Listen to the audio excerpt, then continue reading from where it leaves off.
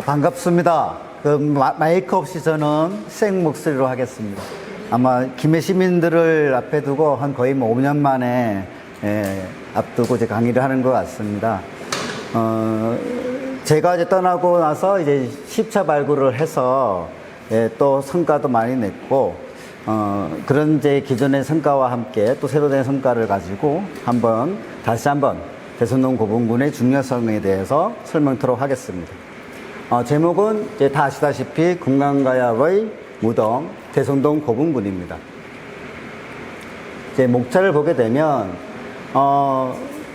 이제 저희들이 보면 대선동 고분군은 가야 무덤으로만 알려져 있습니다만 실제 보시면 이제 금강가의 세초 기록이 나오고요. 가야 선주민들 즉 순동기 시대의 사람들의 무덤도 확인되고 있고, 대선동 고분군의 동쪽에서도 청동기 시대의 흔적들이 확인이 되고 있습니다.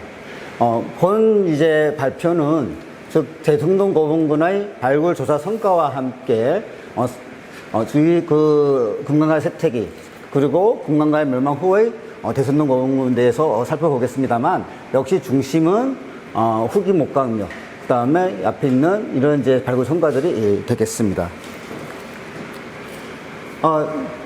여러분들은 잘 아시겠죠? 그래서 이거에 대해서는 따로 설명을 드리지 않고 간단하게 금강가야에 대해서는 오가야조가 있고, 그리고 가락국기에 수로왕의 탄각 및 건국, 호왕의 혼인기사가 중심이 된다는 걸 먼저 간략하게 말씀드리겠습니다. 그리고 이제 대선동 고분군이 발굴되기 전까지는 이제 수로왕릉, 수로왕비릉만 김해시 내에서는 알려져 있었습니다만, 대선동 고분군의 발굴을 통해서 왕들의 무덤을 확인할 수 있었습니다. 여기 보시는 바와 같이 여기가 이제 대선동 고분군이고, 여기가 남해가 되겠습니다. 그래서 이 사이가 이제 바다였다고, 1세기 때부터 저희들이 한 5세기까지는 이쪽이 다 바다고, 칠산동 고분군도 역시 이 칠산도 바다에 있는 섬이라는 것을 알 수가 있습니다. 그럼 보시면 여기 보시면 이제 저희가 지금 있는 대선동 고분박물관이 되겠고, 대선동 고분군의 위치는 역시 구지봉과 생활유적인 봉황릉 유적 사이에 대선동 고분군 수로왕릉이 위치하고 있습니다. 현재 지금 저희들 보게 되면은 이쪽이 지금 소중부지인데, 소중부지에서 저희들이 지금 발굴 조사를 진행하고 있습니다. 이제 시작 단계라서 지금 이제 정확한 내용은 차후 끝나면 이제 현장 공개를 하겠습니다만, 일단 촌동기 시대 유적이 확인되는 것 같습니다.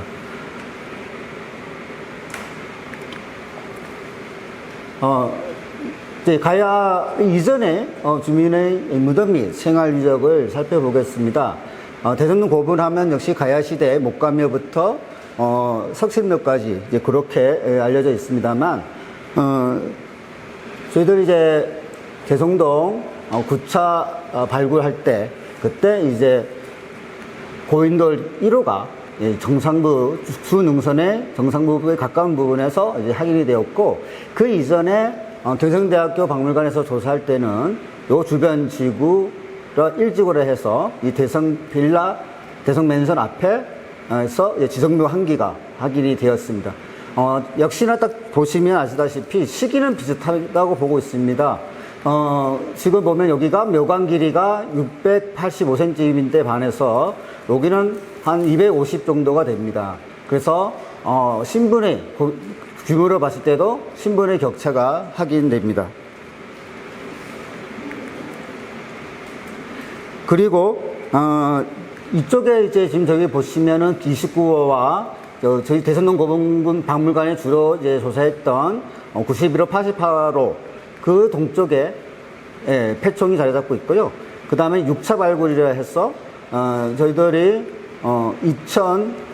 2011년도에 발굴했던 곳에서 이렇게 목감묘가 확인이 되었습니다.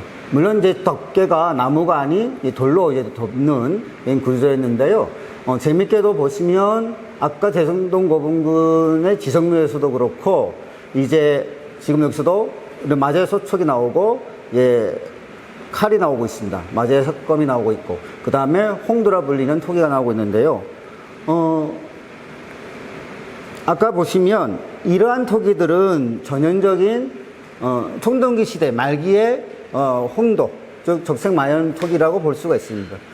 대부분 다 이런 이제 산화철을 바른 다음에 그 마연제로 싹 깨끗하게 마연을 합니다.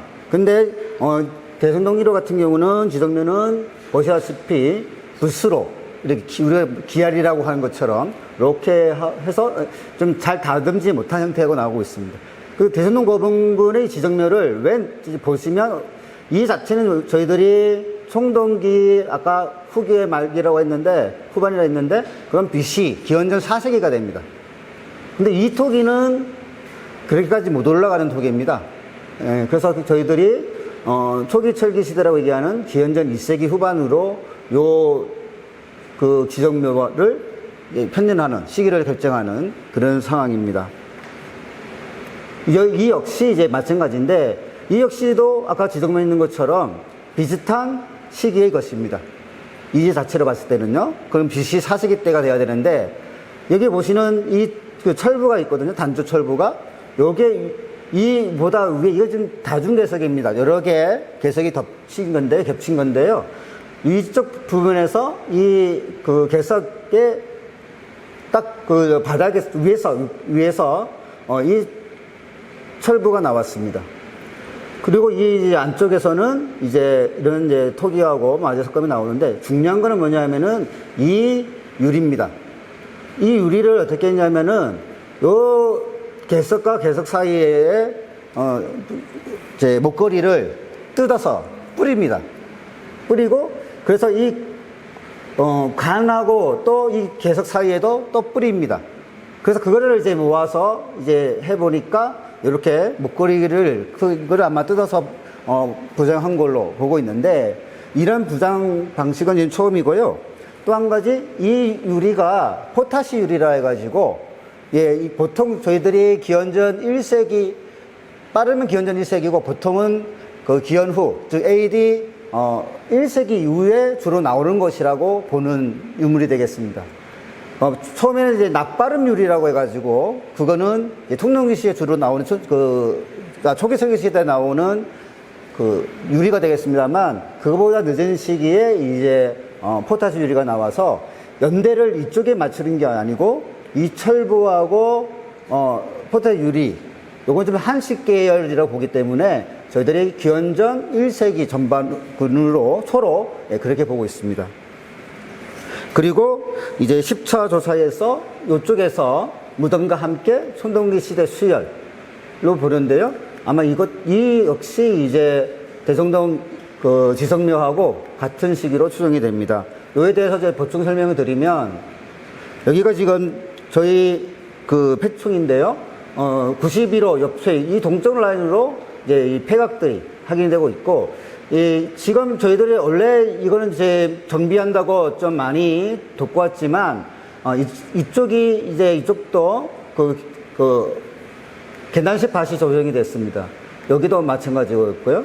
그 이유가 여기 보시면 기하가마라고 되어 있는데, 고려시대 기하가마가 한 10m 이상 되는 기하가마가 둥료로서 자리를 잡았습니다. 그래서 이게 10기 이상이 확인이 되는데, 이에 의해서 이제 가마가 꺼지지 않습니까? 지나가면 조성이 그럼 꺼지는 걸 이용해서 하다 보니까 지형이 많이 바뀌었고 또 이제 기하 가마에 의해서 무덤의 파괴가 굉장히 심하게 이루어집니다. 보통 도굴에 의한 피해도 있지만 저희 대성동 고분군은 세 가지 피해가 있는데 첫 번째가 이제 가장 심한 게 도굴, 두 번째가 이제 이런 기하 가마에 의한 그 파손 파괴. 그리고 세 번째가 뭐겠습니까? 무덤끼리의 중복. 현상에 의해서 좀 자료가 100% 그렇게 나오지 않는 아주 일부만 저희들이 실제로는 보고 있는 것이고요. 그래서 여기 나오는 이런 토기들은 기원전 1세기에 해당되는 토기들이 되겠습니다. 자, 그럼 제가 이제 여기서 설명드리고자 하는 건 뭐냐면은 저희는 대성동 고분군만 아마 알고 계실 겁니다. 그리고 이제, 근데 왜 이제 이 자료를 넣냐 하면은, 그럼 대선동 거분군의 동쪽 부분, 지금은 평지죠. 이 구간은 과연 어떻게 활용되었을까 하는 겁니다. 보통 대선동 거분군의 칠학지는 어디입니까? 봉황동 유적이죠. 예, 거기에 왕성도 있고, 예, 그 다음에 거기에 조개 무덤도, 조개 무지도 크게 있습니다. 그러면은 여기하고 여기 구지봉이 있는데, 그러면 우리가 봉황동이 신가평이라 하면은 보통 다평이 있을 겁니다. 우리 가락국기에 나오는. 그리고 그 다평을 지금 구지봉에 가까운 이쪽 지역으로 보고 있는데, 지금 여기서 이제 이게 다중한호라고 지금 보고되고 있습니다만, 이쪽 서쪽 구간만 지금 어느 정도 윤곽이 확인이 되고 있고, 이제 이 남쪽 구간에는 좀 조사가 되었지만, 역시 이 동쪽 구간에 대한 조사가 좀 미진한 상태입니다. 그래서 이게 과연 한호인지, 그 한호라는 건 뭐냐면 둥근 도랑이거든요. 즉 방어치락이라고 부르기도 합니다. 그럼 그렇게 되려면, 이게 방어치락이 되려면은 이 안쪽에 뭐가 있어야 됩니까? 집자리라든지 공방이라든지, 그 다음에 그 논이라든지 뭐 그런 쪽이, 논이 올 수도 있고 안 올 수도 있고요. 예, 예. 그렇게 이제 하게 됩니다. 근데 아쉬운 거는 이 안에 대한 조사가 많이 이루어지지 않았습니다. 그래서 어찌됐든 간에 여기가 지금 발굴 조사를 해서 나름의 좀 의미가 나오는 게, 이제 보시면 촌동시대 폐기장하고 두 가지인데 이 후에 다 교란된 겁니다. 이게 지금 보면. 그래서 실제 이 주거지에서는 유물이 확인되지 않았습니다. 그럼 그 옆에 이제 토기 석기 폐기장에서 이제 이런 유물들이 나왔거든요. 그래서 이런 유물들은 아까 말씀드렸던 대성동 지성묘보다는 빠른 시기인 청동기 시대 후기의 후반대 유물로 그렇게 추정하고 있습니다. 이게 바로 이제 한우로, 이런 식으로 한우로의 대표적인 거는 이런 식으로 V자에 가까운 Y자라고 친다면 짧은 Y자, 그런 형태로 되면서, 왜 이런 형태를 가지고 방어시설이라고 얘기할까요? 좁지 않습니까? 내려갈수록. 그러면 빠지면 쭉 나오기가 힘들다는 거죠. 일반 도랑은 어떻게 됩니까? 이렇게 U자상에 가까우니까 그건 나오기도 편하겠죠. 예, 그런 이유라고 쉽게 생각하시면 되고요. 그래서 이제 본격적으로 대선동 거분군의 발굴 조사 성과로 들어가겠습니다. 대선동 거분군에서 조사된 거는 이제 묘제로 치면은 모든 무덤이 다 나왔습니다. 이제 목감묘, 그 다음에 이제 목감묘인데, 목감묘도 이제 부각이 없는 것을 이제 저는 이제 정기 목감묘라고 하고 있고요. 부각이 있는 것을 이제 후기 목감묘로 이렇게 분류를 했습니다. 그럼 이런 차이가 무슨 차이냐? 같은 목각인데, 부각의 여부라는 건 뭐냐면은 지배 계층이 분화가 된다는 겁니다. 즉, 확실하게 지배 계층도 분화가 돼서, 지배의 어떤 상하 관계가, 신분 관계가 명확해지는 것을 이 후기 목감묘 단계부터 볼 수가 있습니다. 그래서 보시면 이제 대성동에서 확인되는 목감묘는 60제 저희 기원 후 AD 1세기 이제 중적대모로 되겠는데요. 그때부터 이제 목감묘가 확인이 되고 1세기 때 무덤도 있습니다. 근데 이제 그 주변에 아까 보시는 폐총이 있기 때문에 아마 1세기 때 무덤도 있을 거라고 보고 있고요. 그리고 역시 중심 문화는 이제 후기 목감묘가 되겠습니다. 당연히 보시면은 이제 양동리께 있고 구지로가 되어 있는데, 구지로가 관광 안내센터에 있는 센터 앞에 그 도로 유적입니다. 그래서 넓게는 대선동 거분군의 영역 안에 들어오는 무덤이라 보면 되는데, 역시 낮은 쪽에 있죠. 그러니까 신불이 높지 않은, 즉 대선동 거분군의 지배자 집당에 예속되어 있는 사람들의 무덤으로 그렇게 보고 있습니다.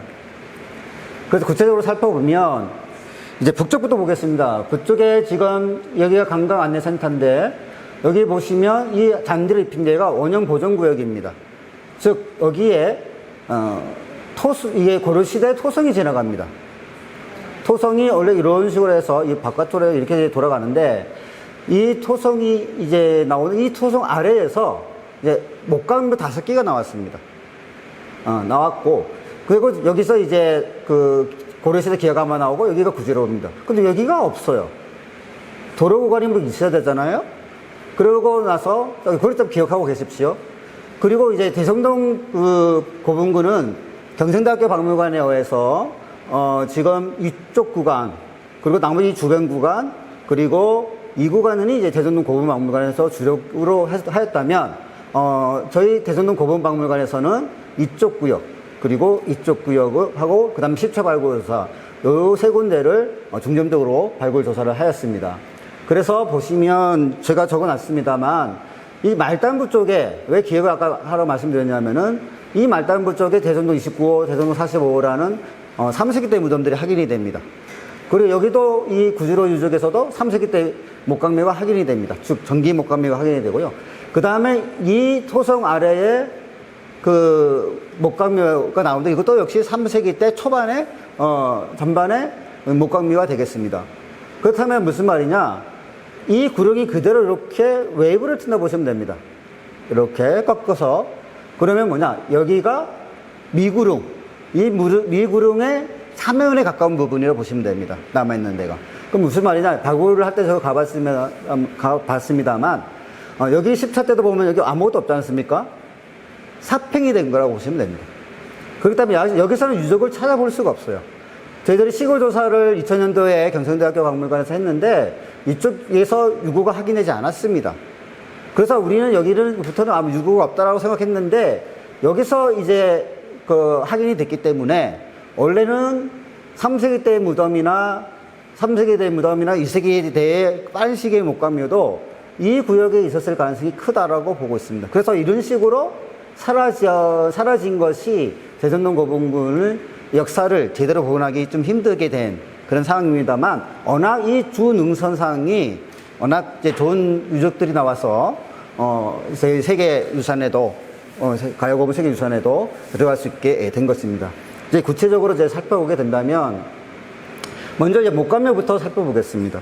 여러분 이제 우리가 수릉원이라고 알려져 있는 곳이지만 원래 발굴할 때는 맨 처음에 가열숲이라고 해서 그렇게 이제 조성이 된 겁니다.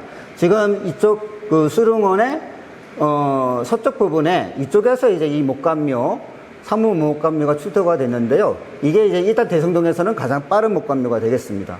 여기서는 부채 그 두 개가 나왔고 두 점이 나왔고요. 그 다음에 일본 계통이라고 보이는 이제 그 과라고 불리는 꺾인 창, 요게 이제 지금 나오고 있습니다. 그 다음에 우리 그 단유 세문경에서 영향을 받은 듯한 거울이 나오고 있고요. 그래서 이 부채가 나왔다는 점과 이런 유물들이 나왔다는 점에서 이거는 아마 목감묘 단계의 지배계층의 무덤으로 그렇게 보고 있습니다. 그리고 이것이 이제 본격적으로 우리가 목감묘 시대는 이제 와지토기 시대라고 하고 있거든요. 즉 무른 토기고 그 다음에 이렇게 쇳불 손잡이가 달린 목긴 항아리가 이제 특징이 되어 있고 이게 주머니 모양의 토기가 또 이 목감묘 단계의 대표적인 토기라고 보시면 됩니다. 너무 딱딱하죠? 앞에는 앞에 이미 재밌게 송원영 관장님이 했었기 때문에 저는 철저하게 좀 따분하지만 학문적으로 좀 가겠습니다. 그리고 이제 능선 쪽으로 이제 올라오면 그 대성 5분 쪽으로 오게 되면은 아까 주변지구 대성 아파트 앞에 거기서 이제 이 목감묘가 확인이 됐는데요.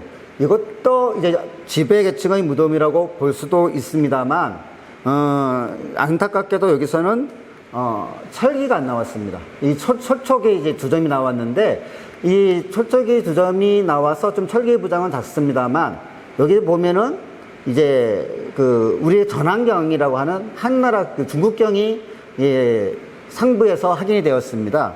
근데 이제 이거는 아마 재사용했던 것으로 어차피 거울은 굉장히 귀중하게 다루는 그 유물이기 때문에 아마 재사용한 것으로 이제 지금 보고 있습니다. 대성동 고분군에서는 이제 그 허리띠 장식으로 앞에 그 바컬 있지 않습니까? 그 장식으로 두 가지 형태가 동물형 대구가 나옵니다. 말 모양하고 호랑이 모양이 나오는데요. 이제 김해에서는 동물형 대구가 나오는 곳은 무덤에서 두 군데밖에 없습니다. 대성동 고분군하고 양동리 고분군밖에 없습니다. 근데 재밌는 거는 보시면 아시겠지만 양동리 고분군에는 뭐가 없습니까? 이 호랑이 모양 대구가 그 떼고리가 없습니다. 그게 좀 특이한 상황이고요. 그 다음에 이제 대성동 115호에서 목감묘에서 호영대구, 마영대구가 같이 나왔습니다. 근데 재밌는 건 뭐냐면은 여러분 딱 청동기가 아까 중요하댔잖아요. 신분을 상징하고. 근데 딱 보시면 뭐가 눈에 띕니까?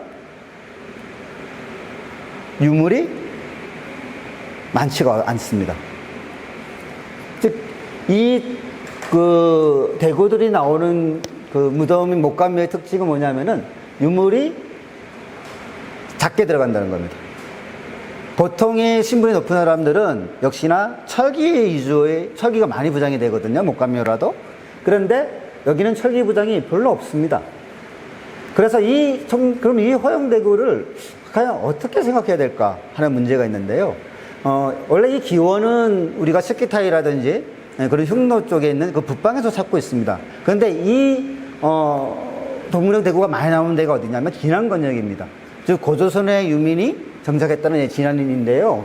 즉 경주건역, 신라건역이 해당이 되는데 거기서 이러한 동문형 대구들이 많이 나옵니다. 그러면 우리가 삼국지에 나오는 그 기사처럼 변진 작가하지 않습니까? 그래서 진안인이 이제 변에 살았다고 하는데 아마 이 진안인의 무덤일 가능성은 없을까? 뭐 그런 생각을 해봅니다만 아직 정식으로 논문으로 제출하지는 않았습니다. 예, 그런 생각을 좀 하고 있고요. 여기 제가 이제 테레리라고 지금 해놨는데 테레리는 고분군이 이제 알려져 있습니다만 주거지라 이런 이제 구덩이들 인공적인 구덩이를 이제 발굴이 되는데 이 호영대구가 출토가 된 거예요. 무덤이 아닌 생활 유적에서. 그래서 근데 재밌는 건 또 형태가 다르죠.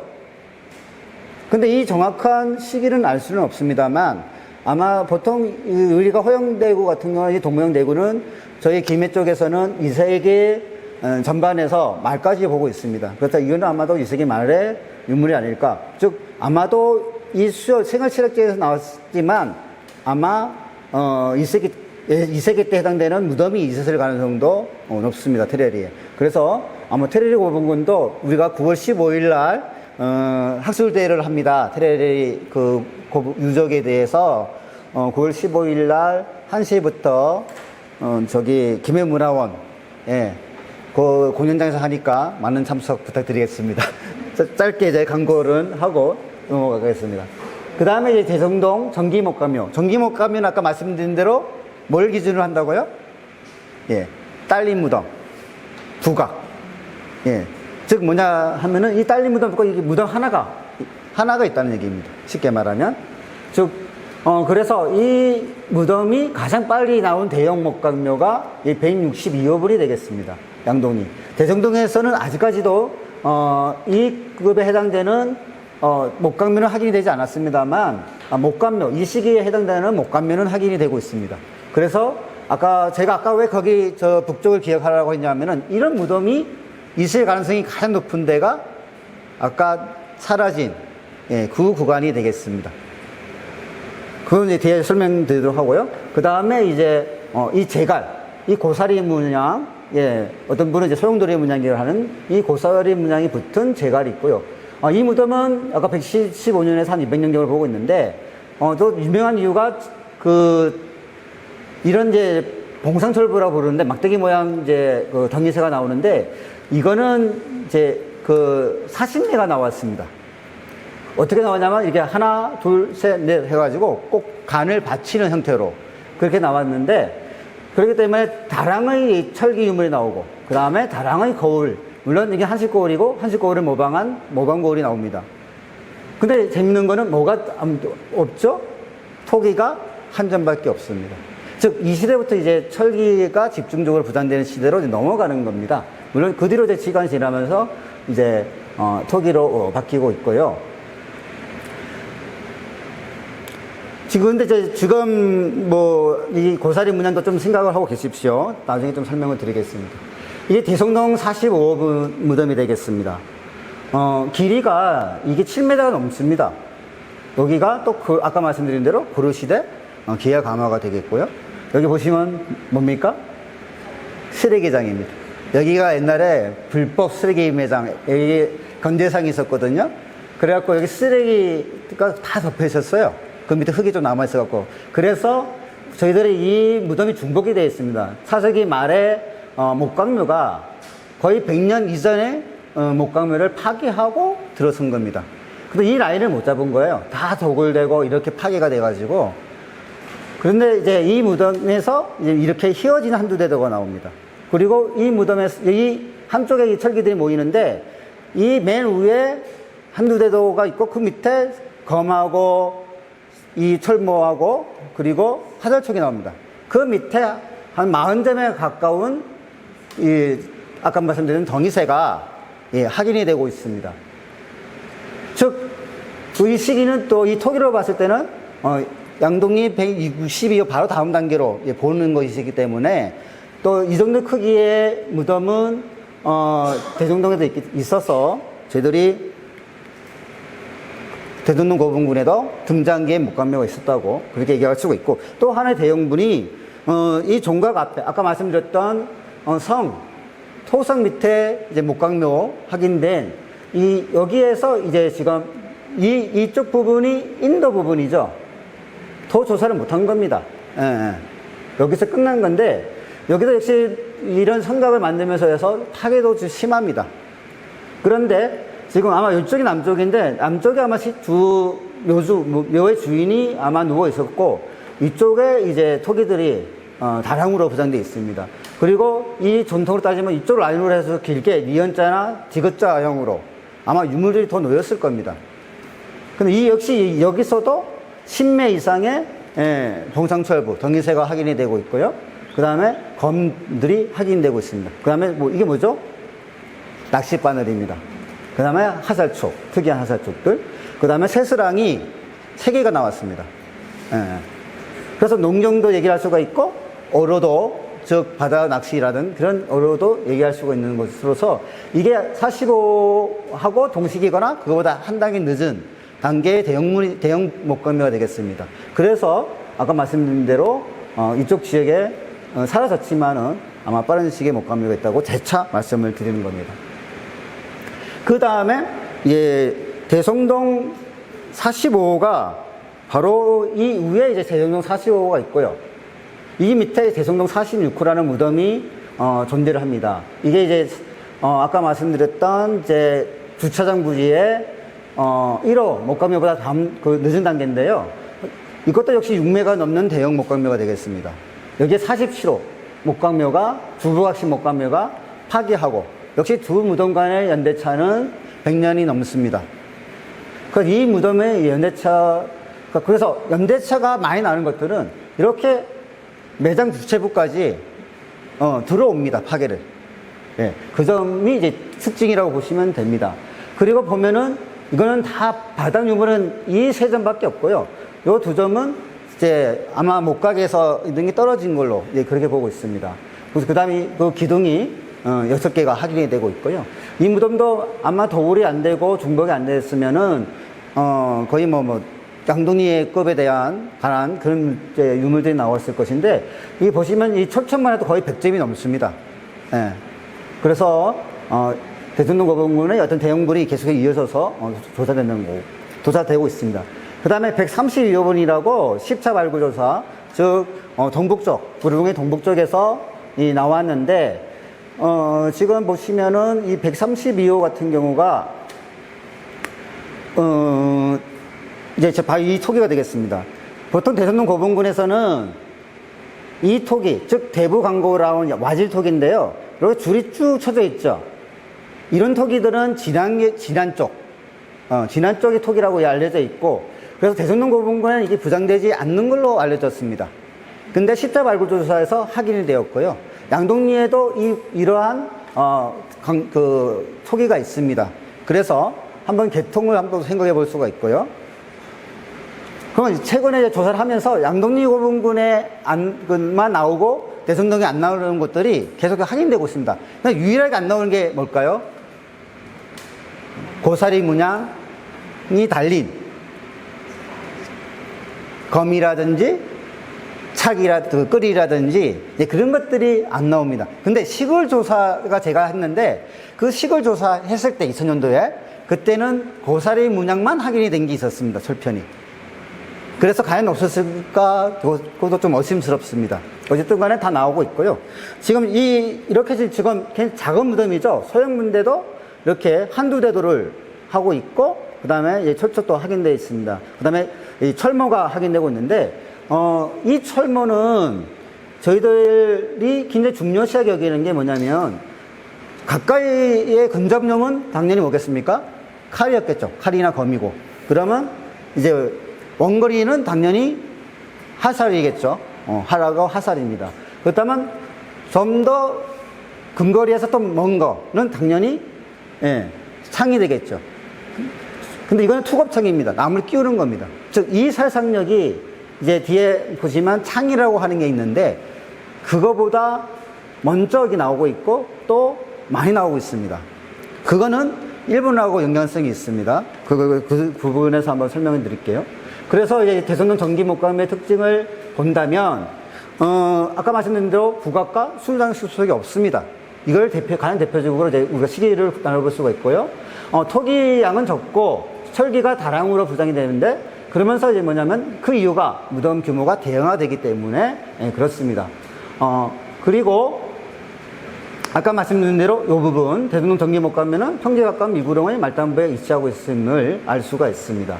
그리고 대형목감면은 이 두 고분군에서만 확인이 되고 있고, 이 당시에 2세기나 3세기 때 특히 목강묘 단계에 다른 가야 나라들과 비교를 해본다면 거기서는 이러한 대형 목강묘가 확인되질 않습니다. 그래서 이런 목강묘 단계부터 아마 김해가 여러 가야 나라 중에서 맹주의 역할을 하지 않았겠는가, 그렇게 보고 있습니다. 그 다음부터는 이제 별도의 어떤 장으로 제가 대성동 후기 목감묘 문화라고 별도의 장으로 마련했습니다. 왜 그러냐? 이 시기가 금강가의 문화의 정성기입니다. 우리가 정성기라 해가지고 사람들은 영토에 대한 생각이 굉장히 많으신데요. 실제 우리가 영토 국가, 영역 국가라고 하는 그 국가 개념은 4세기 때는 별로 그렇게 자리 잡지를 못합니다. 대신에 고구려 백제 같이 이런 선진 문화를 가지고 있는 데는 일찍부터 고구려 백제 전쟁을 하지 않습니까? 그런 영토 전쟁을 합니다만, 이 신라나 이제 가야 같은 경우는 상무사 기록에는 뭐 빠른 시기에 나오지만 그게 좀 섞여 있어요. 그 중간, 그 다음에 3세기 때 4세기 때는 전쟁 기사가 없습니다. 근데 재밌는 거는 대성동 고분군에서 나오는 갑옷류들은 뭐냐면 다 4세기 때 중력 이후입니다. 그거는 신라도 마찬가지입니다. 그 시기가 뭐냐면은 백제하고 고구려하고 관계가 이제 악화되고, 그 다음에 중국의 그 동북지방이 동아시아가 그 516국을 맞이하는 그런 시국이기 때문에 그런 시국에 의해서 우리 남쪽에도 그런 영향을 받게 되는 것이 아닌가, 그렇게 보고 있습니다. 그래서 그 얘기는 뭐냐면은 영역 국가로 발전하지는 않았습니다만 계층 분화가 심해집니다. 아까 말씀드린 대로 양동하고 대성동 고분군이 전기목감할 때는 세력을 다투는 겁니다. 물론 저는 왕을 냈던 데는 대성동 고분군이라고 보고 있습니다. 근데 그러나 세력은 비슷합니다. 위치는, 신분은요. 근데 이게 완전히 양동리 고분군이 대성동 고분으로 이제 완전히 상하 구조로 가는 게, 즉 대성동의 왕이라면 귀족 정도의 수준으로 양동 고분군이 그 체계로, 지배 체계로 들어가게 됩니다. 그때부터 이제 초대형묘가 나오고 있고요. 이 초대형묘가 뭐냐면은 30제곱미터, 묘관 면적이 30제곱미터 이상의 무덤이 양동리 고분군에서는 거의 확인되고 있지 않습니다. 확인이 된다 하더라도 뒤에 보시면 순장습석이라든지 이런 부작 유물에서 대성동에 비해서 굉장히 좀 양도 그렇고 질도 떨어진 거기 때문에 대전동 거봉군이 이제 군관가야 왕들의 무덤이라고 그렇게 완전히 이제 확장되는 시기가, 그리고 왕건이 집중되는 시기가 바로 금강화 전성기고, 이때가 영역국가 이전의 초기 국가 단계, 고대 국가의 초기 단계로 보고 있습니다. 그래서 보시면 최상위 지배계층, 즉 대전동 거봉군만의 특징이라고 볼 수 있는 것이 바로 묘가 20m 이상인데 단독묘가 있고 또 주부각식묘가 있는데, 이 초대형 묘가 대전동 거봉군에 있고요. 그 다음에 후장, 즉 유물을 다량으로 부장합니다. 유물을 주로 어디로 부장하냐면 장변하고 발 아래쪽에 이제 부장을 하는데, 그 바로 발 아래쪽에 토기 부장이 극대화해서 만든 것이 바로 부각이 되겠습니다. 딸린 무덤이 되겠습니다. 그렇다고 해가지고 이 단독 무덤이 이 당시에도 같이 나오고 있는데, 부각이 없다고 해서 이 무덤의 신분이 떨어지지는 않습니다. 근데 아마도 이것이 같은 시기인데요. 대전동 이본문이 정상부에 있고, 저희가 말한 최수포부는 여기에 주부각식으로 있습니다. 위치로 보면은 시기는 비슷한데, 위치는 대전동 거봉군, 대성동 2호가 더 좋죠. 높이 정상부에 있으니까. 근데 여기는 또 주부각식입니다. 이거는 뭔가 다른 이유가 있지 않겠는가. 즉, 신분, 왕급 무덤도 직계와 반계의 차이. 그 다음에 우리가 신라에도 보면은, 진지왕, 진흥왕 그런 계열이 나눠지듯이 아마 이런 최고 지배자 계층들도 그러한 이제 매력별로 아마 그런 관계, 혈연적인 관계라든지 신분의 관계가 있지 않을까, 그렇게 추정이 됩니다. 그 다음에 순장 축석이 확인이 되고 있고요. 그 다음에 시집 및 관을 안치를 이제 졸받침을 사용하게 됩니다. 그 다음에 이런 덩이색, 철기들이 굉장히 많이 부장이 되는데, 특히 철제 갑줄과 말 갖춤, 그 다음에 도질 토기, 그 다음에 더 중요한 게 뭐냐면은 중국 제품들입니다. 이런 그 철제 갑주와 덩이색과 함께 중요한 게 사치품, 그리고 외계 유물인데요. 이 외계 유물은 이제 그 환상품으로 보시면 됩니다. 그리고 역시나 왕급 무덤은 낙동강 제 서부 권역 중에 대전동 고분군에서만 확인이 됩니다. 자, 아까 보신 대로 그렇게 보시면은, 이렇게 대형급하고 기정묘, 그리고 중하위층, 이 동시기의 무덤을 우리가 비교해 봤습니다. 즉, 이 구지로는 여기에 있다고 말씀드렸고, 이 70호는 이제 이쪽에 있고, 이 70호와 88호는 이쪽에 있습니다. 다 대형묘입니다. 그 다음에 이, 기정묘라고 얘기했던 것들은 주부가격을 갖고 있지만, 이 대형급, 즉, 30m 이상이 못 되기 때문에 그 다음, 즉, 양동리 고분군이 2위 계층으로 보고 있는 겁니다.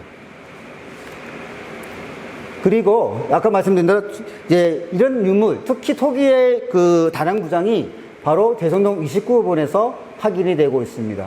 지금 보시면 이게 39호가 부각이고요. 이게 또 기하 가마입니다. 그래서 보시면 부각과 39호 부각과 기하 가마 파괴가 심하고, 또 이쪽이 뚫려 있죠. 여기가 도벽입니다. 여기에 뭐가 있었냐면은 금동관편이 여기서 나왔습니다. 그래서 지금 보시면 이게 지금 따로 구덩이를 판 이제 2열 주부각식이 있고요. 여기는 이거보다 규모가 작은 이제 기족급에 해당되는 주부각식 이렇게 나누고 있습니다. 그 다음에 순장입니다. 순장은 많이 들어보셨죠? 예. 많이 들어보셨으니까, 그러면 어떠한 경우를 그러면 순장이라고 얘기를 할까요? 당연히 무덤에서 인골이 출두로 다니는 건 당연하겠죠. 근데 몇 개가, 한 개 되면은 순장이라고 얘기할 수 있겠습니까? 복수 이상이 나와야 됩니다. 예. 그래서 이 복수에 나와야 되는데, 그러면 우리가 합장묘도 있잖아요. 그럼 합장묘하고 어떻게 순장묘를 구별할 거냐는 것입니다. 예. 예. 그래서 이 충족 조건이 중요한 겁니다. 동시성을 갖고 있느냐? 동시성을 갖고 있는 합장묘도 동시성을 갖고 있죠. 예. 강제성이 있느냐는 겁니다. 그 다음에 종속성이 있느냐는 겁니다. 즉, 강제성이라는 거는 순장묘 계속 이어진다든가 복수로 이제 나온다면은 그건 이미 제도화된 거죠. 예. 제도화됐기 때문에 이 자체가 강제성을 갖고 있다는 겁니다. 그 다음에 종속성이라는 건 뭐냐면은 식민제도가 차별화가 이루어졌기 때문에 뭡니까? 노예 주인하고 따라 죽은 순장 무덤하고는 인구의 위치나 소유 착장 유물의 격차가 발생을 하게 됩니다. 그런 경우를 우리가 이제 순정이라 볼 수가 있는데요. 지금 보시면 주로 순장자가 이게 88호, 아까 송은영 관장님 말씀하셨던 그 88호의 충청도에 있는 여기에서 있는 이제 순장자가 되겠는데, 이게 이제 이분이 이제 20대 초의 청년이고 10대 후반의 여성이 되겠습니다. 둘 다 머리 장식을 하고 있고 목걸이에 있고 이 칼을 차고 있습니다.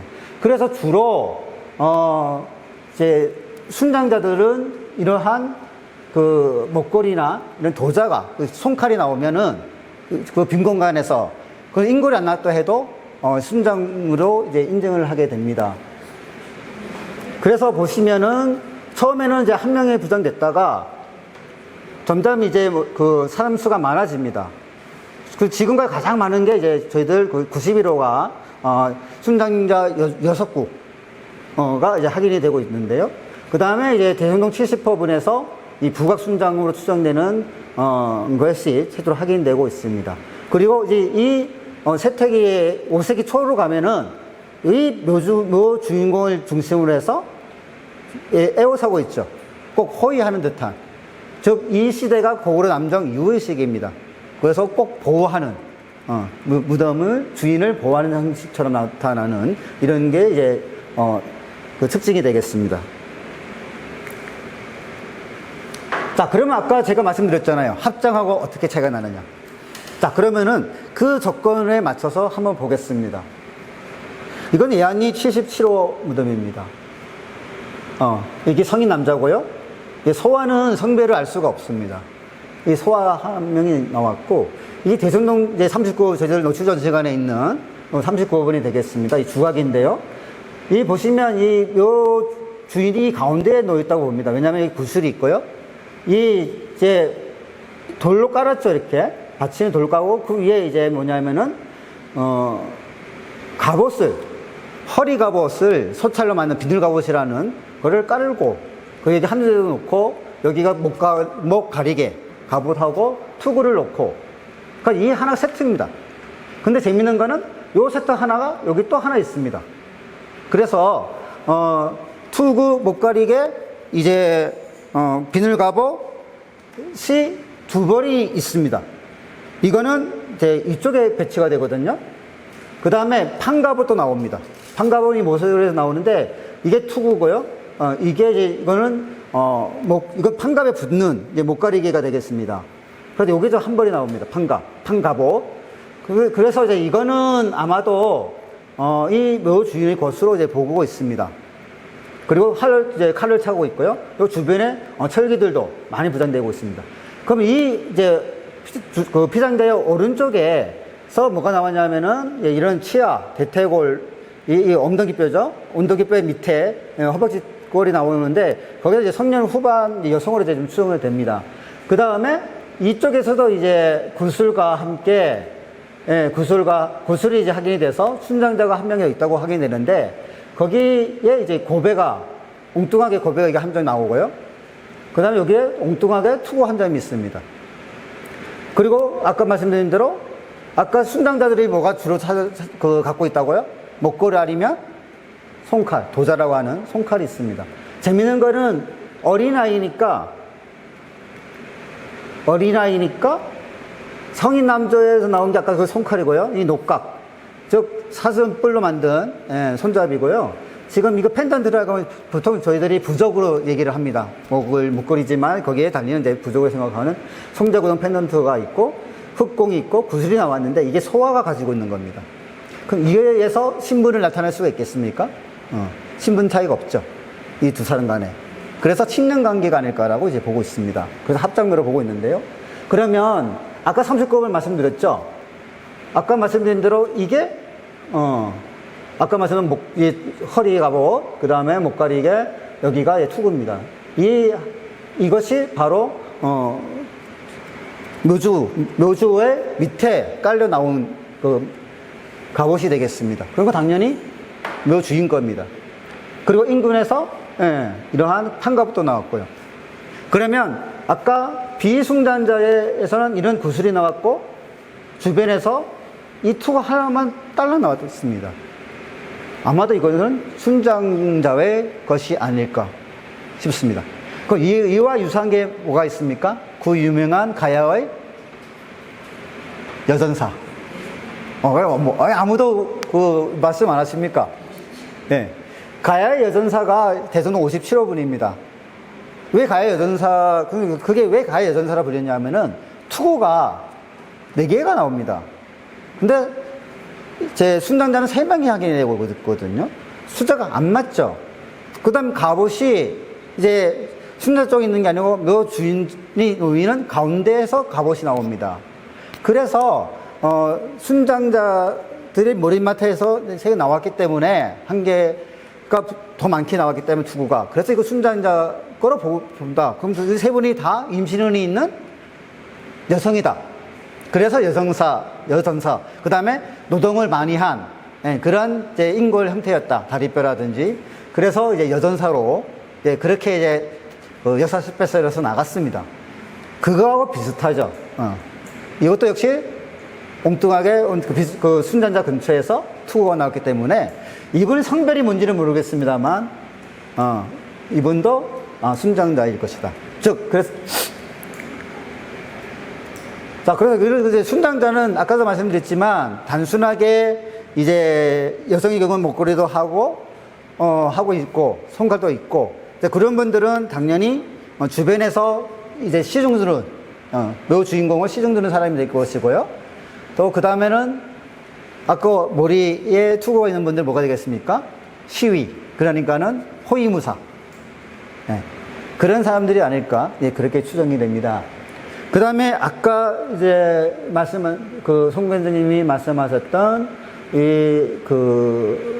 순장자, 즉 여기가 묘 주인공이 놓이는 곳에도 묘 주인공이 여기에 놓입니다.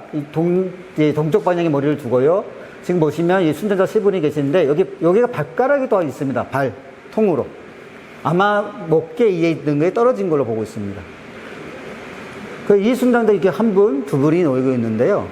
근데 우리는 이제 여기서 봤기 때문에 설마 이 충전토 이 위에도 한 명이 할머니가 또 순장자로 위에 있었습니다. 그래서 그 밑에 또 있을까 싶었는데 그래서 여기에 진짜 중년 유물이 나오기를 바라고 했는데 인근이 나온 거예요. 근데 이 인근이 굉장히 중요하죠. 왜 중요하냐? 일단 2단으로 나오는 애는 없습니다. 순장자가. 처음이고요. 그 다음에 이 순장자가 얘는 충전돼서 나온다는 건 뭐냐면은 우리가 대가식 순장이라고 한다면 주각을 놓고 그 주변에 소형의 석각들이 이렇게 둘러싸여 있는 것입니다. 근데 이거의 앞단계 형태가 뭐냐면은 지산도 73호에 보시면 이게 바깥에도 하나 이렇게 보이시죠? 부등각이 있습니다만 하나의 묘각 내에 여기가 이제 석각이 있고요. 이쪽에 이게 따로 순장각을 배치를 한 겁니다. 이게 부각이 되겠고요. 즉, 아까 말씀드린 대로 이 충전각과 묘각 사이에 무덤을 순장묘를 놓은 거죠. 그래서 대가야식 이 무덤의 연대차가 거의 이것도 70년에서 100년 차이 납니다. 그래서 아마 대가야에 영향을 주지 않았을까 그렇게 보고 있고요. 아마 다 들은 내용이실 건데 지금 정리해서 말씀을 드립니다. 그 다음에 이제 우리가 이제 금강가야가 쇠퇴하는 시점, 공고로 남정 이후에 우리가 한 426년 이후부터 이제 더 이상 별개의 부각을 만들지를 못합니다. 근데 재밌는 거는 이 시기부터 복촌동에서는 계속해서 복촌동은 앞 시기와 마찬가지로 동네 복촌동에서는 별도의 부각을 더 크게 만듭니다. 그래서 경계토대왕 남정 이후의 어떤 역학관계가 이제 바뀌었다. 그래서 이 시기부터 우리가 이 5세기 4분기부터 저희가 금강가의 세태기로 보고 있습니다. 그런데 원래 이 바깥에 무덤이 있어야 되잖아요, 부각이. 근데 이 사람들 부각을 계속 만들고 싶은 욕심이 있는 거예요. 그래서 뭐냐? 안에다 이렇게 2단으로 판 겁니다, 2단으로. 그런데 재밌는 건 뭐냐면은, 여기도 순장자가 다 있습니다. 있고, 이건 보통 보면은 이제 우리가 앞시기 사석기 때도 보면은 구덩이 파가지고 약게 구덩이 파갖고 거기다가 유물을 부장하는 토기를 붓는 경우가 있거든요. 근데 이건 그런 부장경이 아닙니다. 무슨 말이냐? 여기가 이제 부각처럼 토기 뭐 그릇 받침하고 예, 항아리들을 막 잔뜩 넣었어요. 10점 이상 넣었어요. 근데 요걸 다 드러내놓고 보니까 이거는 이제 요 경계업에 있는 게 갑옷이 떨어진 거고요. 이 토기들 치운 겁니다. 여기 붙어서 뭐가 나오냐면 인골이 나옵니다. 그리고 여기 끝에 벽에 붙어서 뭐가 나오냐면은 꺽쇠가 나옵니다. 즉 관을 예, 고정시키는 꺽쇠가 나옵니다. 즉 곽이나 관이 있었다는 얘기죠. 예. 그래서 이건 부각이라고 보면 됩니다. 그래서 이걸 부각을 만들고 싶은데 뭐냐면은 이거를 똑같은 높이로 해버리면 어떻게 됩니까? 더 많은 유물을 못 넣잖아요. 그러니까 땅을 판 겁니다. 이렇게. 네. 그리고 그럼 자연스럽게 이 다음 시기에는 이런 부각이 대형 무덤에 있겠습니까? 없겠습니까? 없습니다. 예. 이제 부각은 이제 없어지고, 아까 말씀드린 이런 형태가 나오는데, 야트맣게 파가지고, 예. 73호분, 저희들 석각묘, 대형 석각묘, 나오는 것처럼 여기 야트하게 파가지고 거기다가 토기를 묻는 그걸로 바뀝니다. 근데 예외적으로 제가 조사했던 이제 7차 즉 88호분 옆에 있는 85호분에서 이 한 분이 나오고 이제 또 이 소환묘가 나옵니다. 이게 지금 여성이고 또 이것도 여성으로 지금 생각이 됩니다만 소아이기 때문에 일단은 연령은 좀 성별은 좀 정확하지 않습니다. 그런데 여기 또 보면 뚜껑, 이게 지금 돌 뚜껑이거든요. 이미 한번 도골됐다는 얘기입니다. 여기도, 이 무덤도. 근데 이 아이가 바로 이제, 이 분인데, 여기가 이제 뭐냐면은, 이 아이가 여기 다리 부분에서 칼이 나옵니다. 이건 지코문이라 해갖고, 일본의 문양이라고 해가지고, 직선 문양, 그 다음에 할 모양처럼 생기는 그 곡선 문양들이 어지럽게 섞여 있는, 그 나름 규칙이 있는 그런 문양이 이제 나오고 있습니다. 그리고 여기는 이제 소형 철정하고 덩이쇠하고 마구들이 나오고 있거든요. 그러니까 이 유물만 보면은 어느 정도 신분이 있는 무덤입니다. 근데 크기는 대형분이 아니고 중형분의 작은 거에 해당됩니다. 근데 이 시기에 아라가야나 고령의 대가야나 그쪽 지역은 8m가 넘는 무덤을 만들고 또 뭐가 있습니까?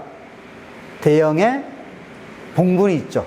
그래서 그걸 고충고분이라고 하고, 대선동 고분은 정성기가 언제다?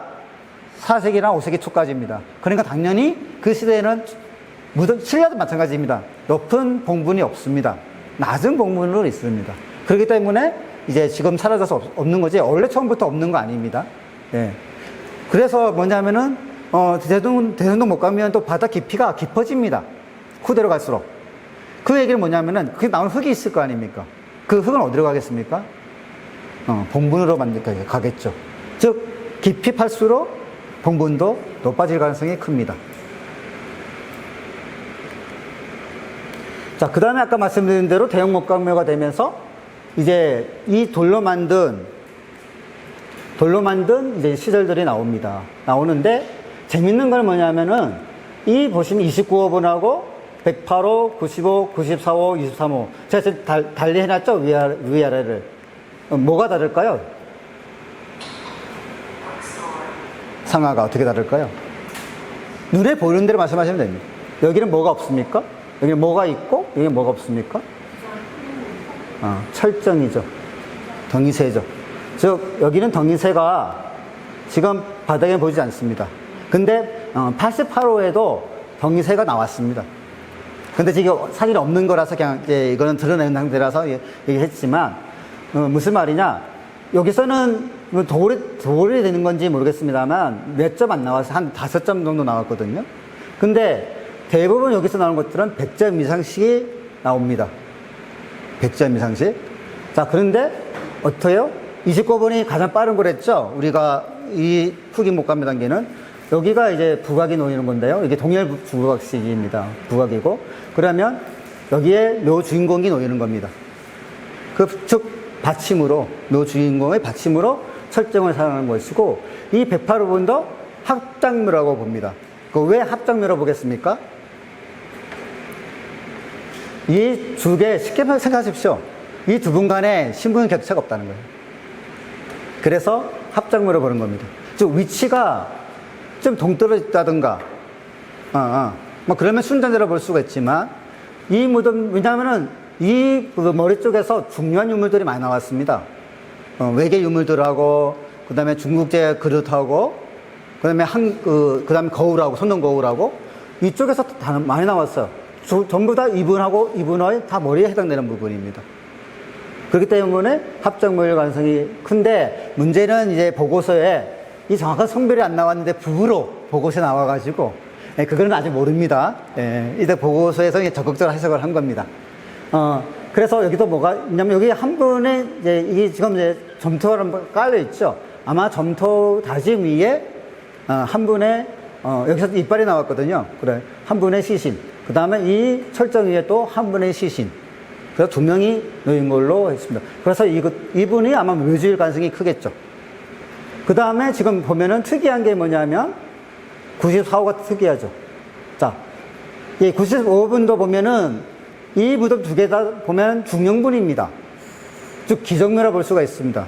아니면은, 기정묘가 아니면 왕군 무덤인데, 아이의 무덤일 수도 있어요. 근데, 아까 말씀드린 대로 합장묘잖아요? 그러니까 이거는 아마 귀족의 무덤이라 볼 수가 있는데, 이거는 도굴이 안 된 겁니다. 이것들은 다 도굴이 된 거거든요. 지금 보시면 이거와 비슷한 시기에 이 95는 구릉 정선부에 있는 거고, 이거는 14니까 동쪽 평지 쪽에 있는 겁니다. 근데 되게 도굴 안 됐어요. 근데 이거는 90점에 가깝은데, 이거는 100점이 넘습니다. 아마, 그리고 이 토기가 놓인 위치로 봤을 때는 여기 아마 이 위에 토기가 있었고, 이 전체적으로 여기만큼 다 철정을 다 깔았을 가능성이 큽니다. 그러면 여기에 묘주인이 구성이 됩니다. 그래서 아마 95호에도 108호분 이상의 유물이 있었을 가능성이 큽니다. 근데 이 94호, 그래서 23호분도 역시나 마찬가지로 큰 이제 돌로 깐 다음에 그 위에 이 철정 까는데, 이 위에 여기가 이제 이게 거울입니다. 청정 거울. 여기에 이제 무덤 주인공이 묘주가 안치가 되는, 이게 순장자가 되겠습니다. 그러니까 묘주인하고 순장자하고, 여기도 또 순장자가 있거든요. 여기 머리 쪽에. 있거든요. 그러니까 딱 처박혀 있는 거죠. 쉽게 말하면. 한쪽에 치우쳐 있습니다. 그런 식으로 이제 한쪽으로 해서 신분의 차이가 보입니다. 그리고 가까이 아까 말씀드린 대로 청정곡이 있고요.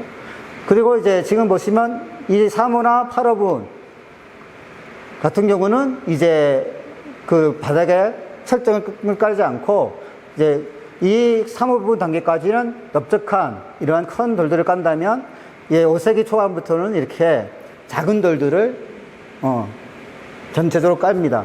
근데 같은 시기의 수요시 석각에서는 잘 안 보입니다만, 밝아서 여기가 지금 돌을 띄엄띄엄 놨습니다. 여기는 이제 아마 바닥이 둥근 옥관으로 이제 놓인 걸로 그렇게 추정을 하고 있습니다. 여기 보시면 이게 이제 지금 순전자고요. 다시 지금 보시면 이제 다 순전자가 되겠습니다. 그런데 이 3호분에도 꺽쇠란다. 정인쇠가 있었습니다. 이것도 역시 100매 이상이 있었습니다. 근데 어디에 있었을까요? 1호분하고 1호분, 2호분, 3호분이 다 공통적인데요. 한쪽 담벽에 쭉 나열시켰습니다. 펼쳤습니다. 아마도 이제 뒤에 설명을 하겠습니다만은 철정의 기능에 대해서 한번 생각을 해보는 계기가 됩니다. 뒤에 설명드리겠습니다만, 아마 시간 관계상 빨리 진행토록 하겠습니다. 그 다음에 이제 저희가 이제 부상 유물을 보게 되는데, 보시면 이제 우리가 단단한 토기, 앞에는 와지토기라고 좀 무른 토기라면 이제 단단한 토기들이 나옵니다. 그리고 29번이 이게 최초의 도지토기라고 하는데, 앞시계 와지토기에는 뭐냐면 하로 모양 토기들이 특징입니다. 하로 모양 토기가 나오는데, 이게 이제 뭐냐면은 하로 모양 토기가 커지면서 이렇게 손잡이가 달리고요. 이 투창이 이게 이런 이제 구멍이 뚫립니다. 자, 이런 특징이 있는 무덤에서 이제 이렇게 단단하면서 뿔 모양이든지 원형 모양에서 띠고리 모양으로 그렇게 변하고요. 그다음 문양이 하얗게 문양을 하고 있습니다. 여기서 이제 5세기 초에, 이제 세태기로 들어가기 전에 마지막 정성기 단계의 토기들인데, 보시면 이것도 아마 이런 기대에 도출되는 부분에 아마 토우로 붙인 것 같습니다. 이 가죽신으로 지금 저희들이 보고 있고요. 보시면은 색조가 굉장히 자연유가, 녹색의 자연유가 완전 자연스럽게 돼서 우리가 가야 토기의 미라면은 이제 요 토기가 이제 대표적입니다. 근데 이 토기를 이제 보물 신청을 했는데 떨어졌습니다. 그 왜 떨어졌느냐? 여기가 그 복원한 부분입니다. 복원 부분이 너무 많다고, 이게 만약에 다 남아있으면 이건 100% 보물값이다. 이게 왜냐면 가장 빠른 시기이고 가장 가야의 상징인 곡선미를 잘 보여주는 문양하고 구성대가. 그래서 이건데, 제가 알기로는 제가 대전동 고분은 이 유물들을 정리를 했거든요.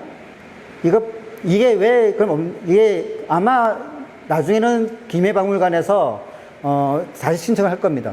제 기억에는 이게 저부만 있는 게 있었어요. 무슨 말이냐? 이게 일본에 이 당시에 94년도에 일본에 이제 가야전을, 일본에 가서 특별전을 열게 됩니다.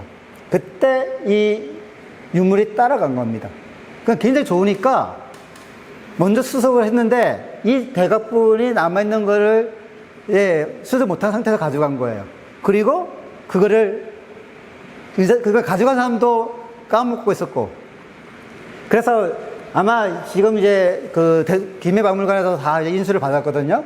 아마 같이 찾아가지고 붙이면은 충분히 보물로 여러분들을 찾아갈 수가 있을 겁니다. 그 다음에 아까 저희가 이제 영역국가 개념은 아니다라고 말씀드렸잖아요.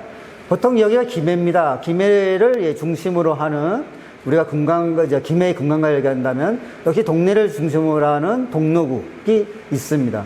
그러면은 이제 저희는 이제 신경재성 교수님 같은 경우는 이 금강가야가 최상이고 그 다음이 이제 양동리하고 이제 복청동이라고 이제 얘기를 하시는데, 저도 그 생각에 동의를 하고 있습니다.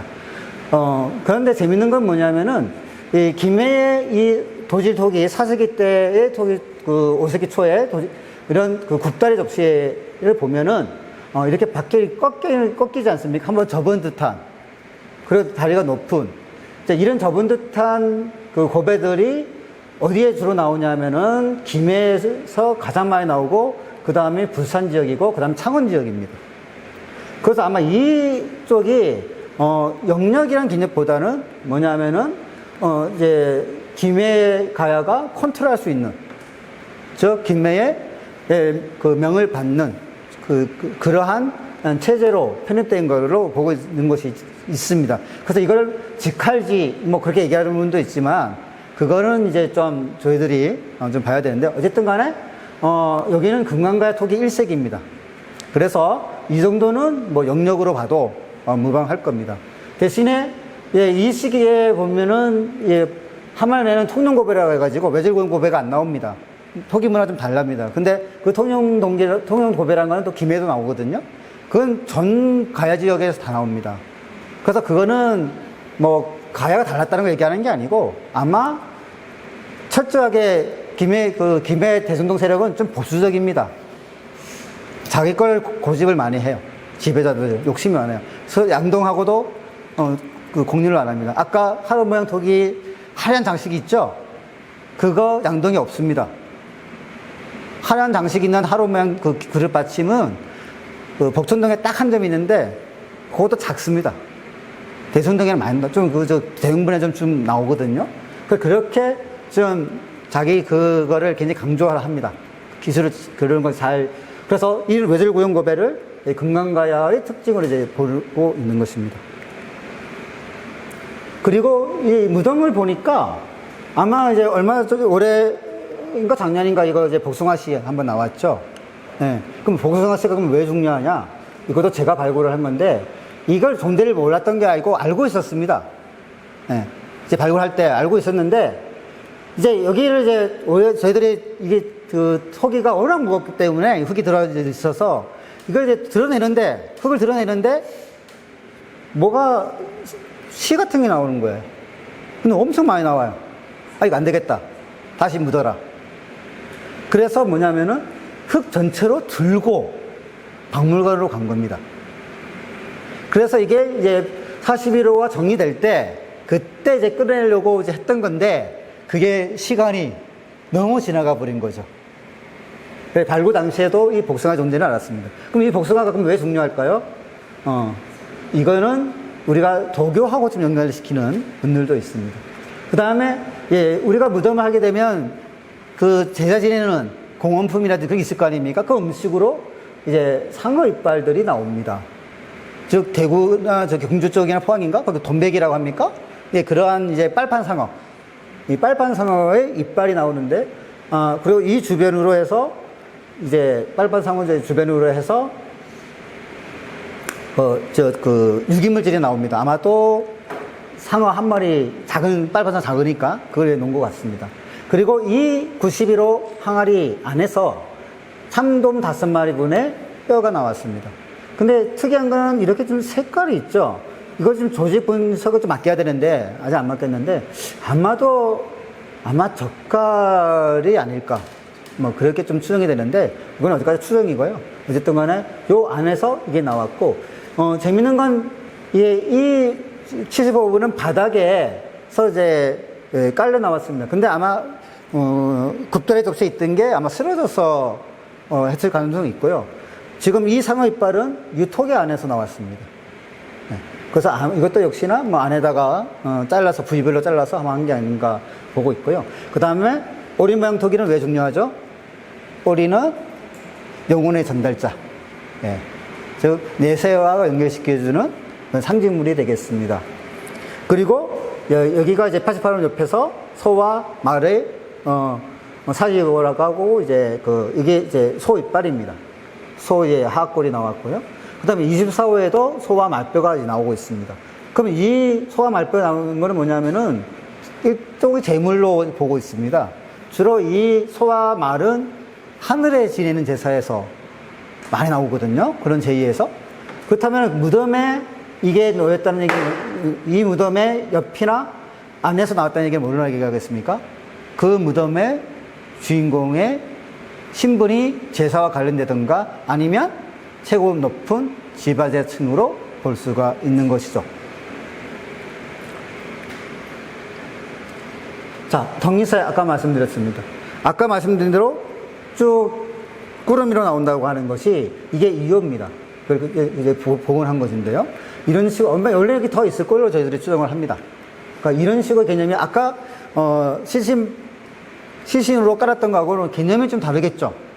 그럼 이거는 왜 깔지 않았을까라는 겁니다. 그래서 우리가 덕리새에는 철 소재, 그러니까 이런 단조 철기 같은 거를 만들 때 이 부분을 이제 단야,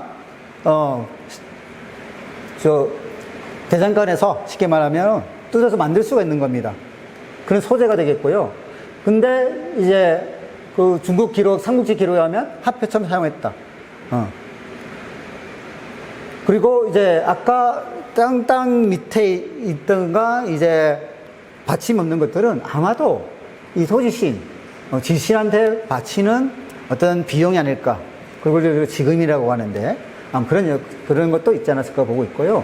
이 무덤에는 이렇게 한두 대도 이제 전기 목감이부터 나오고 있고 계속 나오고 있습니다. 근데 이건 곡도, 구분칼인데 아마 그 창의 역할로 했을 것이다라고 지금 보고 있습니다. 재밌는 거는 이제 뭐냐면은 이 왕급 무덤인 88호와 1호에 보시면 이렇게 생겼죠. 이게 창입니다. 즉 나무를 여기 이제 그대로 끼우는 것이고 이거는 나무를 집어넣는 겁니다. 이게 뭐라고 불리는 투겁창이 되는데 이걸 끼우는 겁니다. 즉 이 시기는 뭐냐면은 아까 말씀대로 이게 먼저 나오는 게 아니라 우리는 이게 먼저 나온다고 그랬죠. 이게 왜 중요하냐? 살상력이 이게 더 훨씬 높습니다. 즉 이건 또 긴마 전술에 사용하면은 굉장히 적합한 무기가 철모지 창이 아닙니다. 그럼 왜 말씀드리느냐? 이 창은 일본에서는 야리라고 불리는데요. 전방 후원본, 즉, 자기들도 호족이나, 왕들의 무덤에서 보면은 이런 이제 부정칸이 있습니다. 그 부정칸에서 이게 백매라든지 뭐 오시메라든지 이러한 창들 군으로 집어넣습니다. 그런데 그 당시 4세기 때는 일본에는 무슨 문화가 없습니까? 말 문화가 없어요. 지금 뭐냐? 말갖춤이 없습니다. 그래서 그렇기 때문에 이런 창이 발달한 것이고요.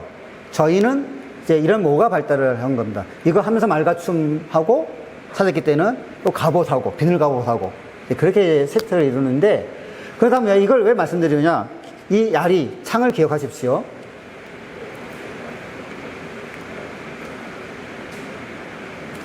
자, 그 다음에 이제 갑옷입니다. 뭐 늘 잘 보시는, 자, 아시다시피 여기가 이제 김해 박물관의 상징이죠. 대성령 2호 판갑에 있는 이 새 모형을 가지고 상징으로 삼은 겁니다. 심볼로 삼고, 그 다음에 18호의 투구가 나오고 있고, 이게 이제 57호 순장자 여전사라고 하는 그분의 투구가 되겠습니다. 68호 이제 비늘 갑옷이고, 이게 이제 3호분에서 나온 이제 비늘 갑옷은 이런 이제 허리에 차는 것들은 아마 상부에는, 몸통에는 설이 아닌 가죽으로 만든 게 아마 사용됐을 거라고 이제 그렇게 보통 얘기를 많이 합니다. 그리고 이게 전 테레리 갑옷인데요. 이렇게 하얀, 앞에도 그렇고 이런 고사리 문양 같은 게 여기 하얗게 장식되어 있고, 여기 목걸이 뒤에 여기도 하얗게 장식이 되어 있는데, 아까 말씀드렸던 구덩이형 순장이 있는 93호에서도 그 목걸이계에 장식이 되어 있습니다. 걸수문 장식이 되어 있습니다. 그리고 이제 이 39호 판갑옷이 있고, 이렇게 판 갑옷이 있고, 이 목걸이계가 나옵니다. 이런 식으로 대성령 거분군이 또 특징이 뭐냐면, 이 판갑하고 이 비늘 갑옷하고 같이 부장이 됩니다. 대형 무덤에. 근데 이제 복천동 거분군은 판갑옷 중심입니다. 거기서 또 말갖춤도 더 많고, 그래서 중단기병, 중단기병은 좀 그렇지만은, 이제 우리가 기마무사를 얘기하는 이유가, 그래서 대성동 거분군은 이 기마무사를 얘기를 하고 있는 겁니다. 그 다음에 농부류. 예, 그 되겠습니다. 이건 이제 따비 형물이고, 육제형 삼날이 되겠습니다. 이건 살포. 살포의 역할은 뭡니까? 살포가 왜 중요하죠? 예, 농기구인데, 물꼬를 트는 역할을 하는 겁니다. 물꼬. 이제 우리가 구획론이 있으면, 물꼬, 물이 차지 않습니까? 그 수위 조절을 하는 경우가 하는데, 그러니까 그 당시에 뭐냐면은, 이 살포가 왜 중요하느냐? 농경의 상징이에요. 이거 아무한테나 이 살포가 나온 게 아닙니다. 네. 이런 거는 또 옥전 고분군에도 네, 길다는 형태의 그런 살포가 있는 데에서도 확인이 됩니다. 이거는 어구, 아까 말씀드렸던 낚시바늘, 그 다음에 이거는 아마 삼지창이고 되겠고요. 그 다음에 이제 대성령 고분군에서는 망치 종류, 대성관에서는 망치 종류는 안 나옵니다만, 그 쇠를 자를 때 사용했던 길이 한 50cm, 60cm의 그런 큰 정들이 나오고 있고, 그런 이제 정들이 나오고 있고, 아마 이것도 철 집게로 저희들이 보고 있는 겁니다. 그 다음에 이제 말갖춤인데요. 아까 말씀드린 대로 이 말갖춤은 저희들 4세기 2, 4분기부터 나오기 시작합니다. 4세기 2, 4분기부터 이제 철제 갑옷이 나오고 있고 같이 나오고 있는 거거든요. 그래서 김해 대성령 거분군은 이러한 이제 기마무사를 뭐 경기병이든 중장 기병인지 모르겠습니다만은 일단은 어쨌든 간에 기마무사는 있었다. 근데 양동에서는 이러한 말투구라든지 마갑도 있습니다. 그 대성동에는 있는데 말갑옷이 확인되고 있지 않습니다. 양동리 고분군에서는. 또 이제 마구의 등단시점도 약간 좀 늦고요. 그래서 이제 역시 중심은 그 대성동이 되겠습니다. 그리고 이제 여기도 지금 보면 대갈에 이런 이제 고사리 문양이 있지 않습니까? 이 고사리 문양을 이제 왜 말씀드리냐면은 이제 어떤 분은 이 고사리 문양을 인도의 산치 대탑에 있는 그 고사리 문양하고 연계시켜가지고 가야불교를 얘기하시는 분이 있는데요. 그거는 말이 안 됩니다. 왜 그러냐면은 이 고사리 문양은 송동시대에 암각화에도 많고요. 더 중요한 거는 그분이 소위 양동리형 철기라고 하는 그 소현돌이 문양이 달린 그걸 얘기하시는데 진안에도 많습니다. 만약에 그게 삼시대탑의 운영으로 가야불교를 얘기한다면 신라도 역시, 지난권도 역시 가야 불교가 우리하고 똑같은 시기에 청동기 시대부터 불교가 있었다고 얘기할 수밖에 없습니다. 그래서 그런 건 좀 너무 비약이다. 네, 그런 말씀을 드리고요. 그 다음에 이제 본물로 지정되어 있는 저희들 70호, 유술, 그 수정제하고 이제 유리 목걸이들이 되겠습니다. 그건 2호가 되겠고요. 이거는 뭡니까? 귀걸이가 되겠습니다.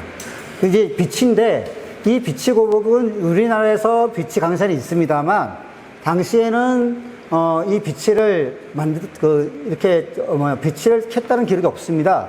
그래서, 일본에서 아마 재료를 가지고 와서 우리가 이렇게 고구려로 만들었다는 설이 있고요. 아니다. 굳이 대소동 고분처럼 외계 유물이 많은데 이것도 가져왔을 것이다. 라는 두 가지 주장이 지금 대립 중에 있습니다. 자, 그리고 또 한 가지 중요한 게 뭐냐면은 이 정성기를 보는 이유가 동아시아 교섭의 중심 국가가 금강가야인 것입니다.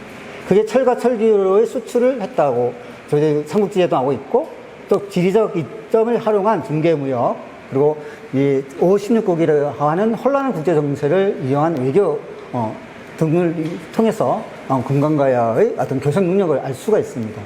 그 이후로 보면 이제 중국 및 북방에서의 수입품 주로 금동 제품이나 청동 제품인 이런 사치품들 위주로 중국과 북방에서 갖고 온다면 외에서는 재료과의 교육 및 안전적인 철기 수급을 가해서 하기 위해서 병력을 제공했다고 보고 있습니다. 그 상징품으로 이 청동부기인 파영동기, 통영동기, 하살촉, 그 다음 석자살촉, 철촉, 철창 등이 확인이 되는데 이걸 헌상품으로 봅니다.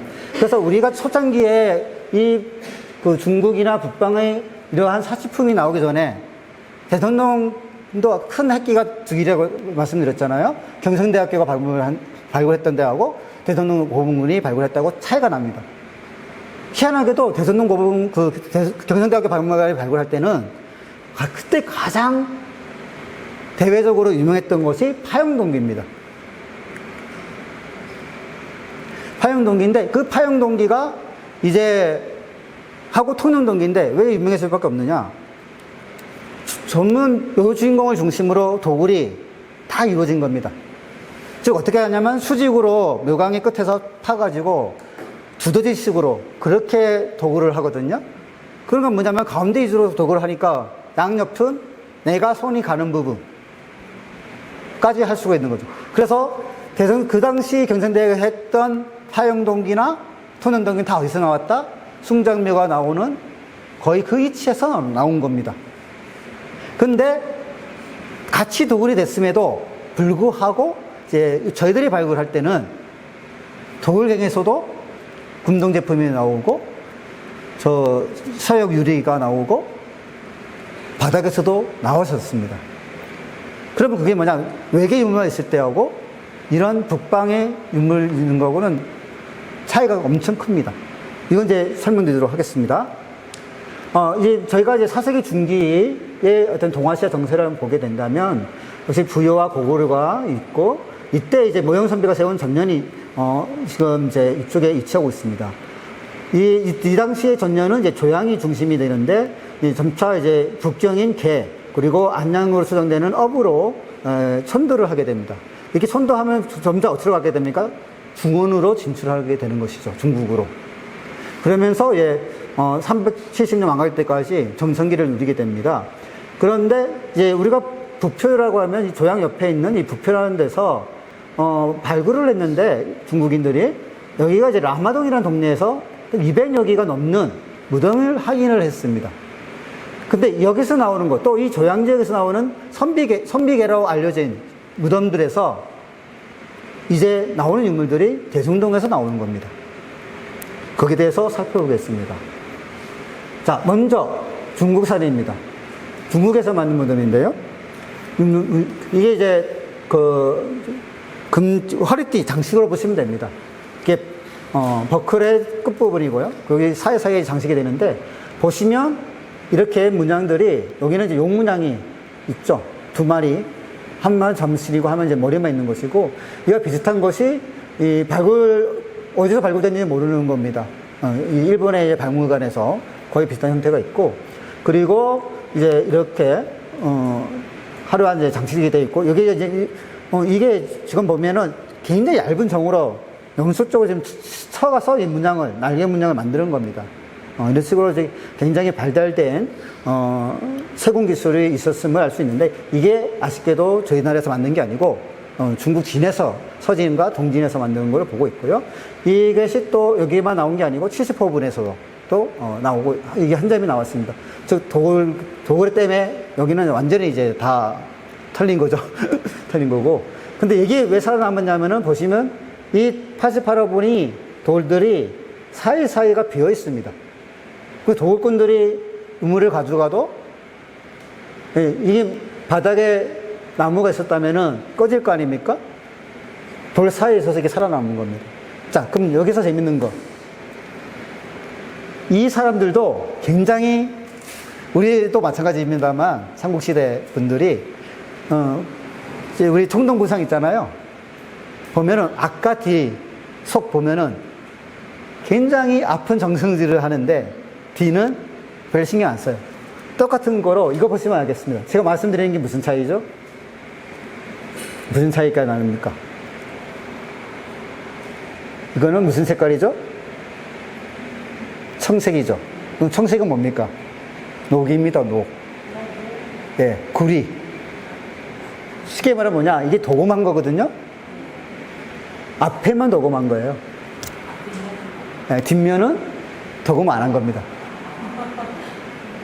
그리고, 근데 재밌는 거는, 여기, 이거는 보시면은, 여기는 도금을 안 했죠.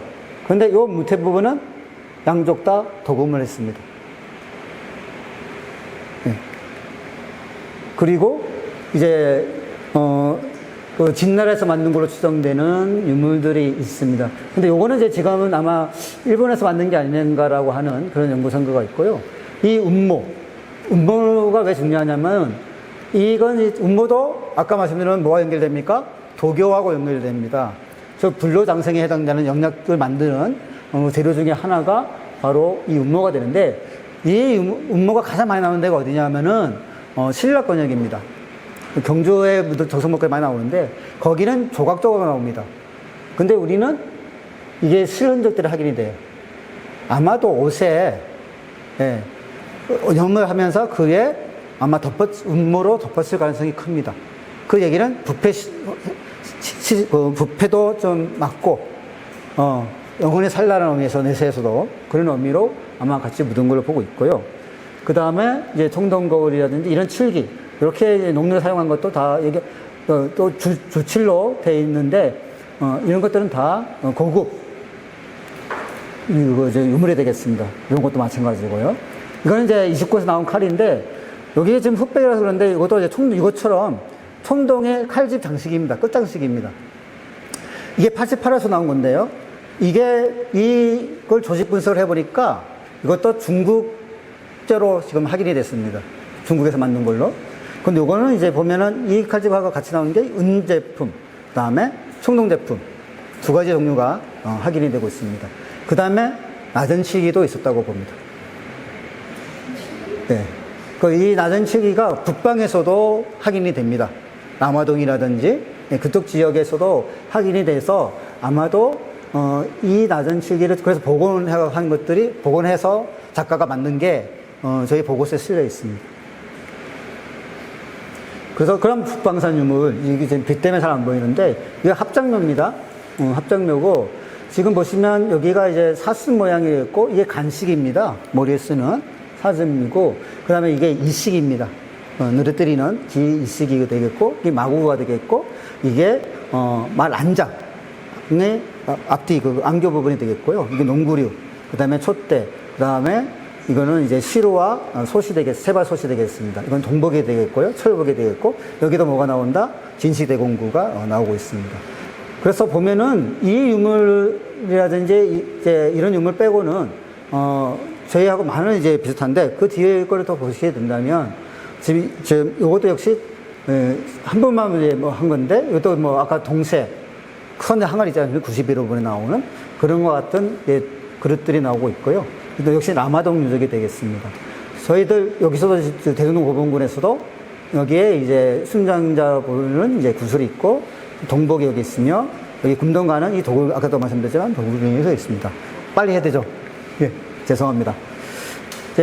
그 다음에 이제 동복, 대성동에 길림에 있는 부여가 있는 유순호와 굉장히 유사하고요.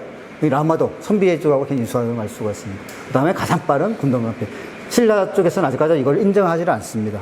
이 한 예배밖에 없기 때문에. 예.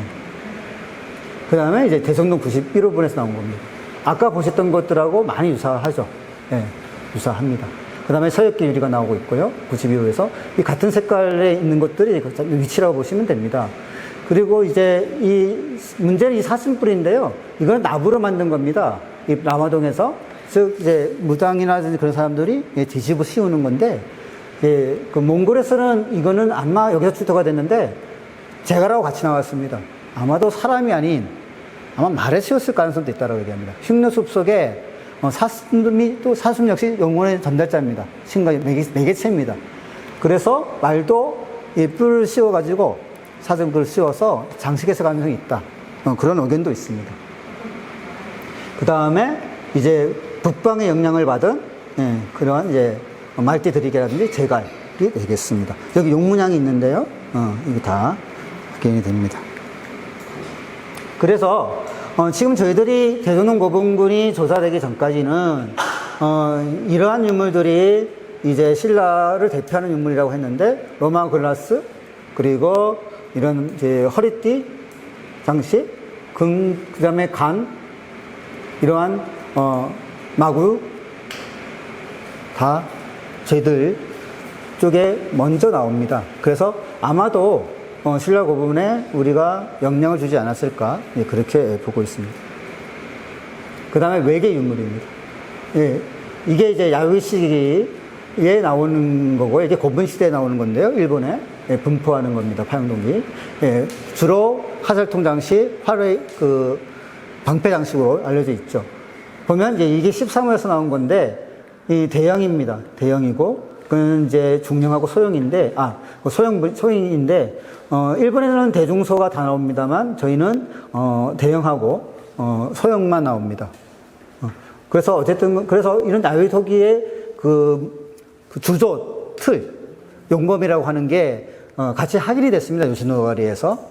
그래서 파영동기의 원산지는 이제 일본이라고 보고 있습니다. 다만 이제 이게 특수하게 우리 쪽에서 요구한 뭐 유물일 수도 있는데요. 근데 그거는 이제 좀 더 제 연구 성과를 좀 기다려야 되지만 어쨌든 간에 파영동기의 그 생산지는 일본일 가능성이 가장 높다. 근데 통영동기는 일본산이라고 하는 주장과 우리 가에서 만들었다는 주장이 팽팽하게 지금 이루어져 있습니다. 그 다음에 유명한 게 웅해암으로 만든 즉 벽옥으로 만든 이러한 그 화살 모양, 그 다음에 방주차 모양, 그 다음에 그런 청도로 만든 화살 쪽인데요. 지금 보면 일본의 메스리야마라든지 오도산 이런 유적들하고 굉장히 유사하다는 걸 알 수가 있습니다. 요것도 지금 국내에서 지금 처음 나온 그 외계 속촉이 되겠는데요. 이것도 한 1점 정도 나오고, 그건 좀 많은 양이 나왔습니다. 그리고 이제 하직객이라 해서 일본의 그 생활용, 속인데요.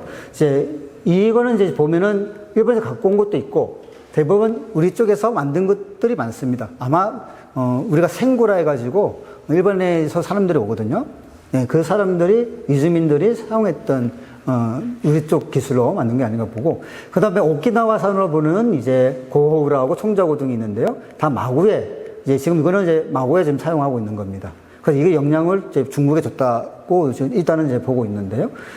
이거 이제 총자고등은 이제 아까 이게 이제 아까 신라 쪽에서 나오는 건데, 이런 그 천자고등을 이미 대성동에서 활용하고 있습니다. 그래서 대전동 고분군의 발굴조사에 여기다 둔다면 역시 가장 큰 건 이것이 되겠죠. 네. 그럼 이게 뭐냐면은 철은 바로 국력을 상징하는 것이고, 그 다음에 등 따시고 배부르니까 뭐합니까? 윗분들은 사치하게 되고요. 네. 그리고 일본에서는 우리 동맹 관계를 자기들 초래 확보하기 위해서 예, 그런 이제 최상위품들을 예, 선상하는 그게 됩니다. 그러면 이게 자체가 뭐냐? 바로 임날부설이 허구라는 명백한 증거가 되는 것입니다. 그리고 세태계의 무덤, 여기가 아까 제가 말단부에 있는 수혜석각인데요, 제3호. 여기가 이제 약간 구덩이로 해서 부상 공간을 만든 것입니다. 그리고 이제 그 대형 무덤, 묘강이 7m가 넘는 수요시 석강면에서 나온 건데요. 이게 걸수문, 아까 고사리 모양의 판거벗인데 역시 도굴 때문에 요거 편만 지나고 있고 찰각, 그 다음 아구. 이거는 이제 그 칼손잡이 이걸 보고, 이거는 이제 하사동 장식으로 보고 있습니다. 그리고 아까 보셨던 85분, 암교들하고 나오고 있습니다. 그리고 군강가의 멸망 후에, 즉, 이제 멸망 후에 또 532년도에도 지금 이런 석실무들이 확인이 됩니다. 행렬시 석실묘들이 확인이 되는데, 보시면 이게 일제, 1915년인가 14년도에 찍은 사진을 보고 있습니다. 아마도, 이런 늦은 시기에 복문이 아마 이거 관련되지 않을까, 예, 그렇게 봅니다. 이상, 너무 오랜 시간 붙잡은 것 같습니다. 이상 마치도록 하겠습니다. 감사합니다.